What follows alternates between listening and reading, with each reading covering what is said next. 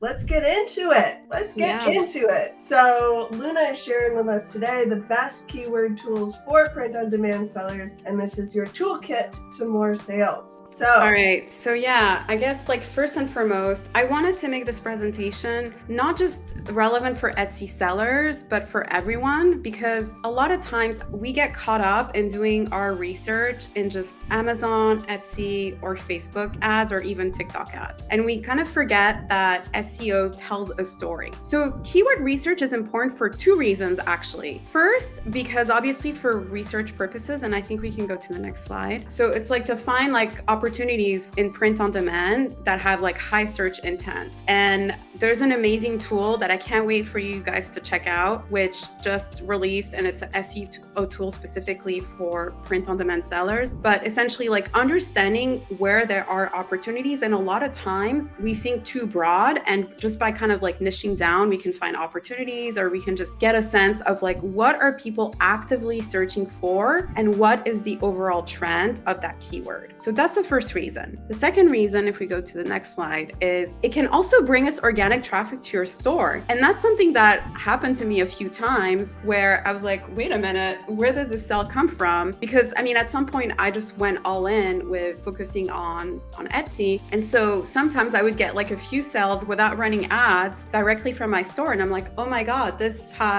came from Google. So I think a lot of time we kind of tend to forget the potential of Google. And I know there's people in the groups who kind of do that full time, but also having that insight of like, oh, it could actually bring me more sales on my website as well. And it's like a great way to bring evergreen sales to your Shopify store. So, okay, let's start with reason number one, find opportunities, search volume, competition. So there's a couple things, right? When we're looking at keywords, we need to obviously make sure that we go after a keyword that has a really high search volume. A lot of time, one mistake that I see a lot of people go after is they go after things that are so niched that there's not enough traffic to support that idea. So let's say you go after like I have to like come up with something, but something that is like so niched, you only have like 1% of the population could be into this, right? And you have probably, if you look at any keyword tools, it'll tell you that the traffic is less than 100 or 50 per month. Like that's just too low in order for you to get these constant amount of sales. So obviously when something has a bigger search volume, you're going to have more competition, like gift for dad. Obviously everybody's going after that keyword. And I'm not opposed to going after those bigger keywords. You just have to be, I'd say, more advanced when you do that, and also find ways to bringing other source of traffic to be able to leverage the traffic, if you will. So this is the tool that I'm so excited to share with you guys. But essentially this tool is amazing. Unfortunately, I can't really play around with it. Like I wish I could like share my screen, but in hindsight, what it does is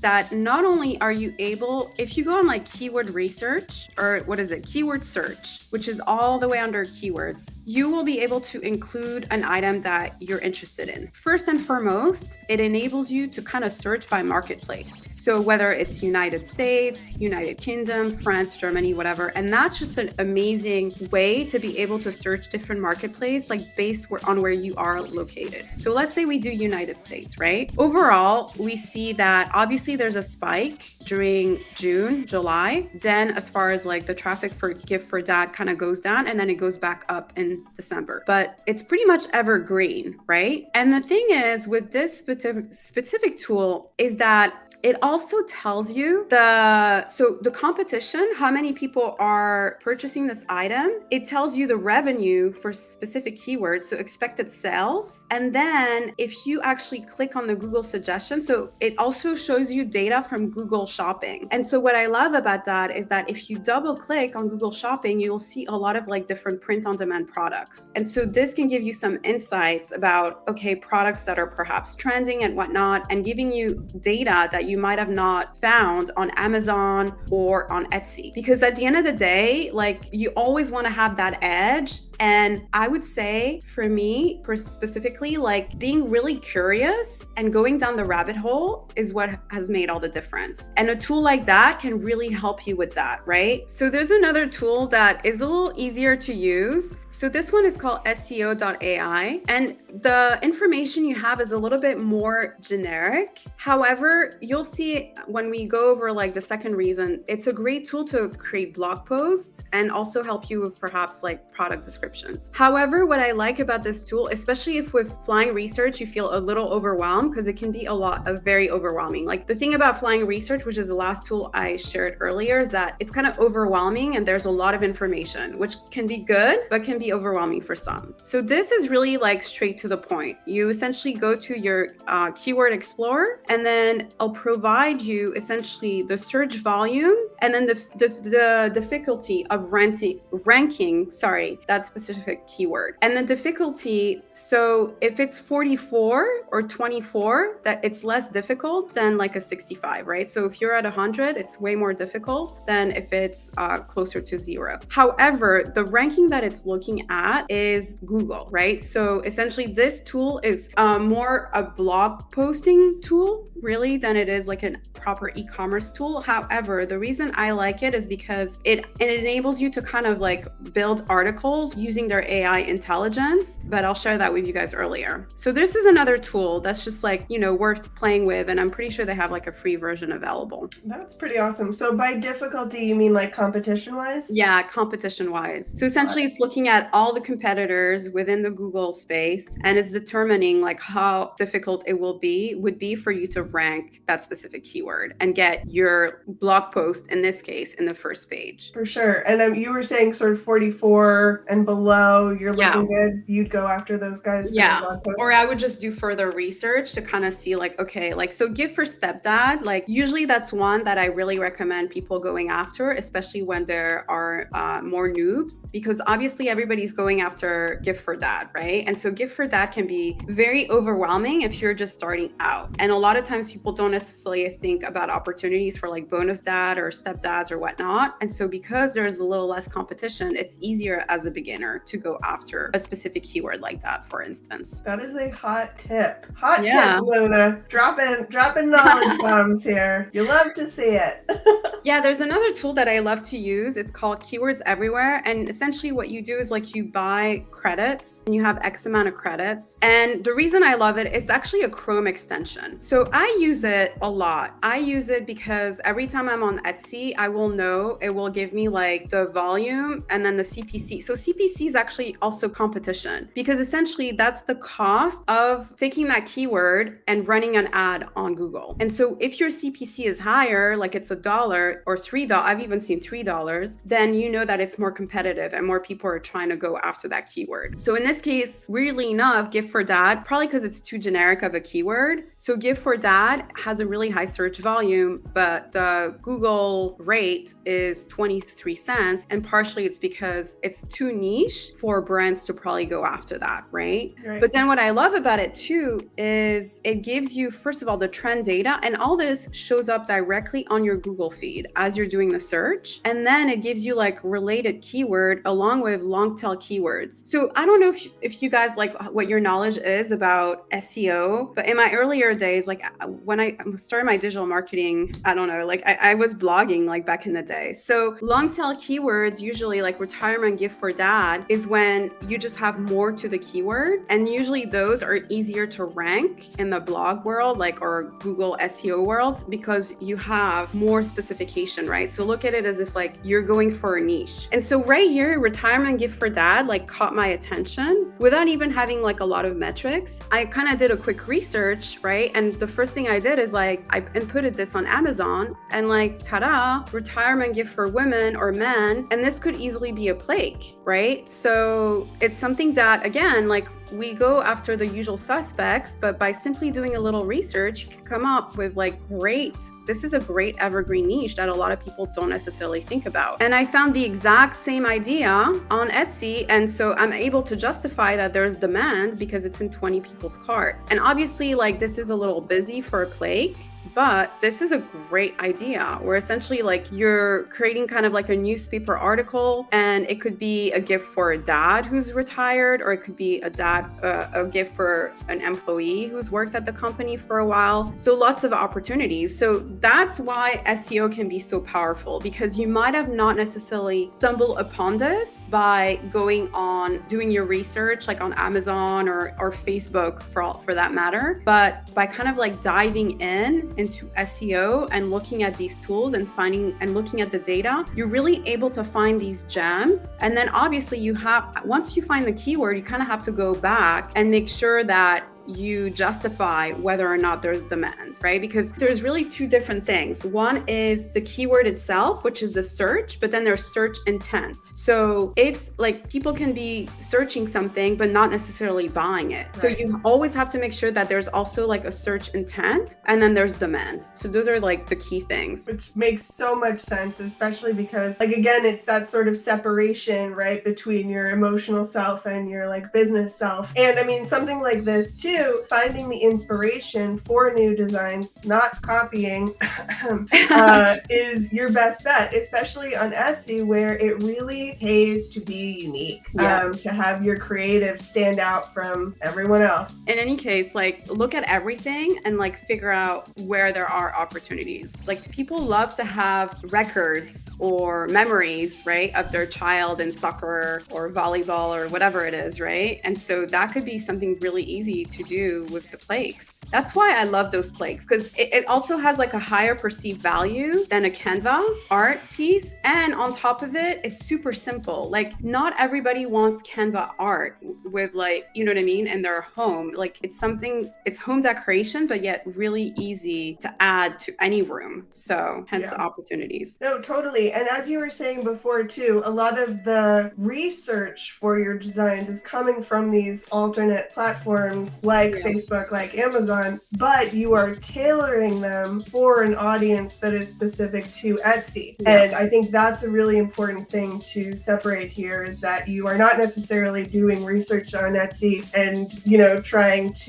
you're working with these other platforms, getting ideas, but shifting and adjusting them because the Etsy audience is different from those two on average, generally. And also the platforms are very different, right? So on Etsy, as a seller, you're competing with everybody else for the same keyword and for eyeballs, right? So as a user, I go on Etsy, I do gift for dad, and I'm competing with everybody else. Versus on Facebook, like people on Facebook, they do have this edge where they're not competing necessarily, but you have to capture the attention. You have to stop the feed. And when you have to stop the feed, you kind of need like a stronger, more in-your-face design, versus on Etsy, that's not necessarily required. You don't need that. So it's just like two different beasts. Yeah, totally. The scroll stopper versus the actual targeted searching via keyword. Because it's true. People go to Etsy looking for something specific. People go to Facebook to watch really awesome interviews that happen on Friday with ShineOn print on demand. But then also have scroll stopping ads and such that you need for it. So I appreciate that. Okay, so now let's talk about SEO optimization, right? So whether it's tag, description, keyword stuffing, and this can be Etsy, Amazon, Shopify, whichever, right? So the one thing that I say that is super controversial, and it's just like a pet peeve of mine, because a lot of people are not successful on Etsy and they're like, SEO. And I'm like, it's not SEO.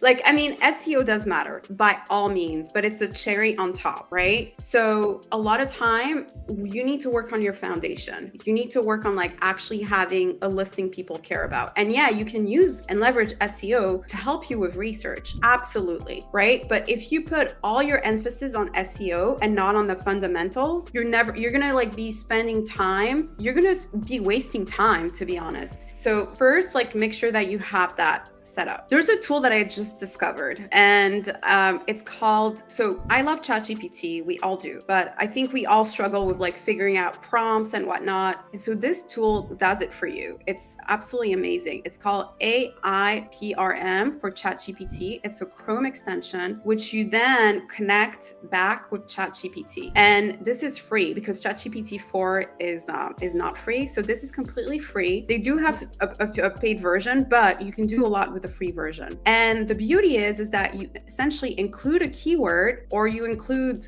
information about what your product is and whatnot. And so it's going to take your SEO listing and it's going to help you optimize that Etsy listing. And then it's also going to do the same thing with Shopify store. It's going to help you enhance your product description. And by the way, I tell this every time to my coaching students, like, even though you guys have a great description, like the ShineOn description is a great starting point, you always need to go back and stuff it with specific keyword related back to what you want to sell. So essentially, like, let's say we're doing that retirement gift, right? You would have to have had done your research about other keywords that could generate traffic, whether to your Etsy listing or to your Shopify store. And when you do those research, they're a little different, like you do use different tools to do that research. But then the next step is to make sure that you have stuffed your description with those relevant keywords. Because unfortunately, when you're taking the already established ShineOn description, like, it's not going to help you from an SEO perspective. So that's also very important. Yeah. And I mean, I think that's also just really important for people to understand in general, is we will give you absolutely everything we possibly can, but it is up to you to shift and adjust it to make it work for you.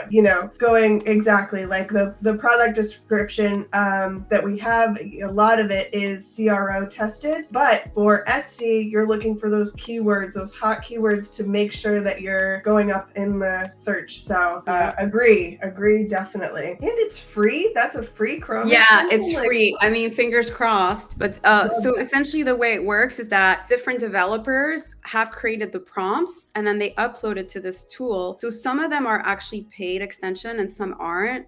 So you have access to the unpaid ones. And so you could see how people are voting as to whether or not they like the prompts. But it makes your life a lot simpler, because obviously even with ChatGPT, you have to go in and you have to take nuggets, right? ChatGPT will become more proficient, but it makes your life so much easier. Somebody like me, who's not, like, English is not my first language. Like, I came to the US when I was 13. So yeah, I'm way more proficient at speaking English, but at the same rate, like, it's great to have a tool that just like I have a lot of words that I'll forget out of nowhere. I'm like, how do you say that word in English? So I love having ChatGPT to help me with that. And it can really help you cut your time as far as like creating product description, titles and whatnot by half, because you don't have to come up with it on your own anymore. So that's great. Yeah. And I mean, the translating part too, if you have a phrase that's working and you're interested in marketing to the EU and specific countries, or literally anywhere in the world that, is speaking something that's not your language, hop on into ChatGPT and ask them to translate it. And I mean, the translations have just gotten so much better and more niche and more conversational as the,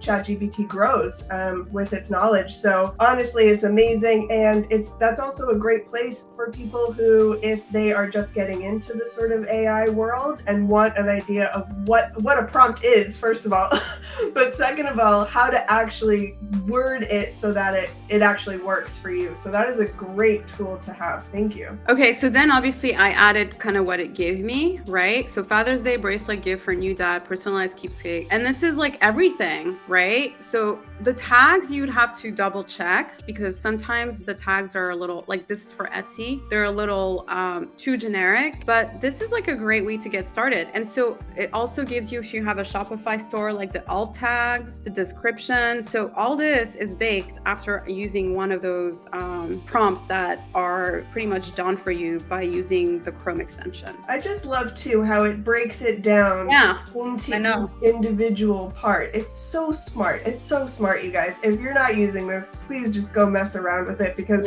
it'll surprise you. It'll definitely surprise you. It's amazing. Going back to SEO AI.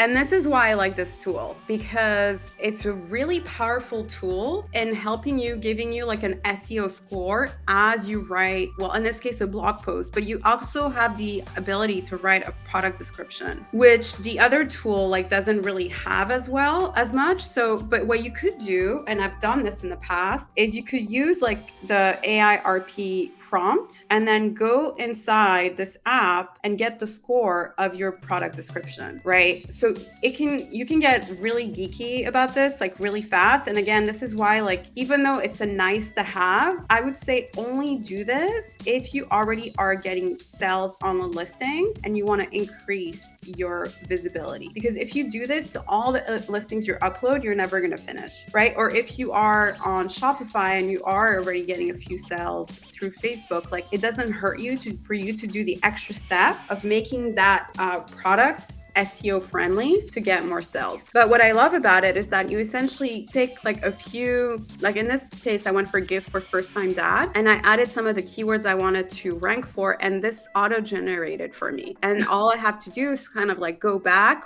write accordingly or rewrite it, and then it will give me a score as to what are my chances of ranking. Obviously, this is for Google, right? It doesn't tell me what my chances of ranking are for Etsy. I would love a tool to come up with that. That would be amazing.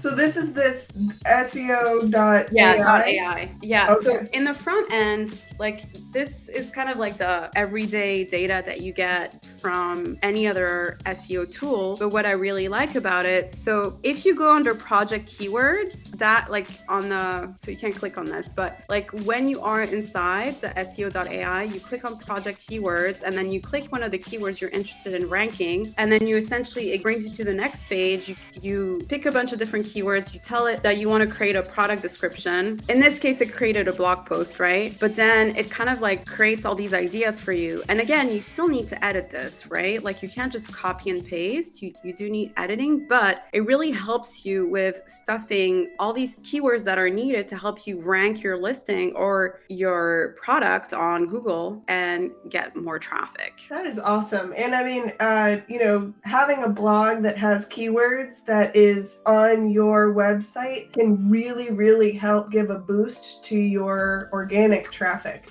Just because you are giving yourself a larger footprint online for your store, but additionally, just having those keywords just kind of bopping around on your website in general can really help with your SEO. And I just love this score thing. I'm with you. I'm like, nerd out. Let's do this. I love numbers. Like that is so cool. I would almost want to try and like compete with myself to be like, what kind of score can I get? Like, can I get higher than 20%? Let's go. Yeah.